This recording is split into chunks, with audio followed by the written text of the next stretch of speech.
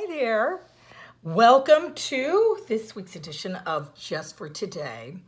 Today I thought we would talk about a topic near and dear to my heart, and I definitely have lots to share on it. It's the topic of fear. Fear is something that every alcoholic can relate to, but not only every alcoholic, I think every person can relate to fear. The only difference is that the alcoholic can use fear as an excuse to drink. Alcohol's a fixer for the fear for the alcoholic. Whereas a normal person, they go through the fear, they're not happy about it, but it's certainly no excuse to go out and get smashed on a regular basis. Some people may do that, who knows? But if they see it's a problem, they're able to stop. The alcoholic's not. So fear, when I came into part of my drinking, when I was drinking, I was extremely fearful. A fearful kid my whole life. In fact, I looked in my baby book and it said, quote, Kelly is afraid of grass. I don't know if I've shared that with you before, but I was afraid of grass as a baby. Who's afraid of grass?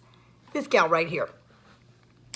And it's kind of how the rest of my life went. You name it. I was afraid of ghosts. I was afraid of roaches, whatever. I was scared to death of everything, of my own shadow half the time. And so when I got older, I became fearful of people, places, and new situations. And that was a big problem for me because I really wanted to be a part of the scene, but I was so afraid to be a part of the scene.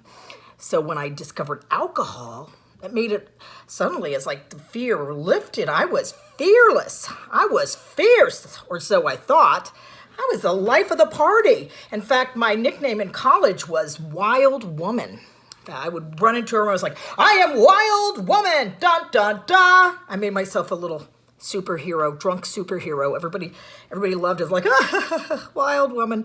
And that became my nickname in college. Some of you watching this probably remember that.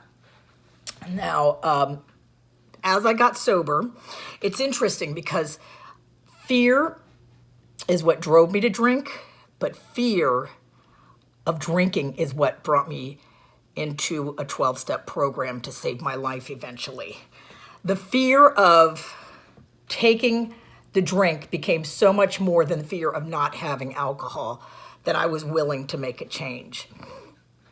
And so what I learned about fear through the 12 steps was the antidote for fear is faith, is trusting that God's going to take care of everything.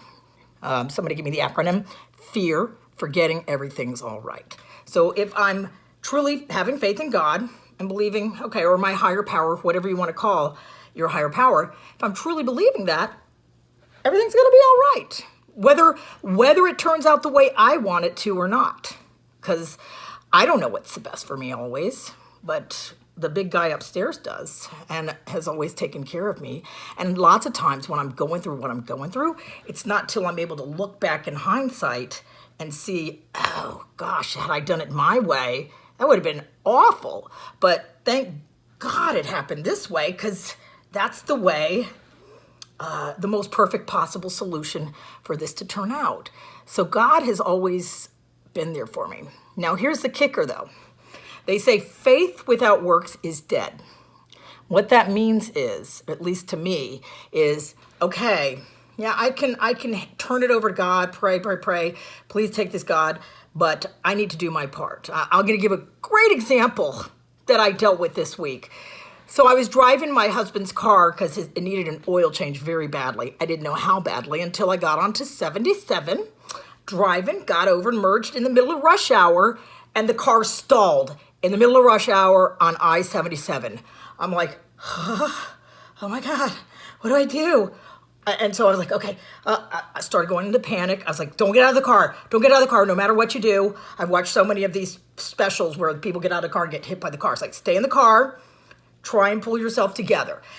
It's not starting. Okay, what are we going to do now? Try and call my husband. He's not picking up. Okay, now what am I going to do? So I was full of fear, and I'd say it was probably a justified fear. I'm stuck in the middle of 77 in a stalled vehicle, and I don't know how I'm going to get it started. So, yes, I said a prayer. I was like, God, please help me here.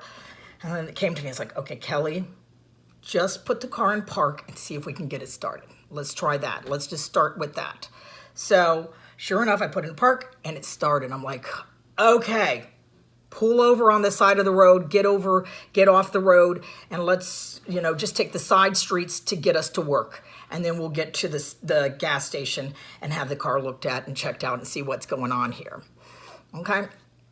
So here was the lesson for me on that is, yes, when I'm in a place of fear, whether it's financial fear, whether it's physical fear, whether it's romance fear, whatever, when I'm in that place of fear, yes, I want to trust that God's going to take care of me, but I got to do my part too.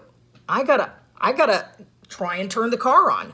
I'm not just going to sit in 77 and hope that the heavens open up and a big hand comes out and moves my car for me. No, I've got to do the footwork, and then I leave the rest up to God or my higher power, and then trust that it's going to be okay. And it was. I got my car to work and got it to the dealership. They took care of it. It got an oil change, and now it runs like new. So that worked out well. So fear, forgetting everything's all right, but also remember, faith without works is dead. So you have to do your part. You can't just have God do all the work. You got to do your part and leave the results to God. And everything is going to turn out not just fine, better than you would have ever imagined. And when you're going through stuff, even if it's, you're in extreme fear, just hang in there. It will get better. It will get better. You just have to get through today. And you just have to do the footwork. And everything's going to be just fine, according to the big man's plan, not my plan today. Okay. I hope you have a wonderful weekend, and I will see you next week. Bye.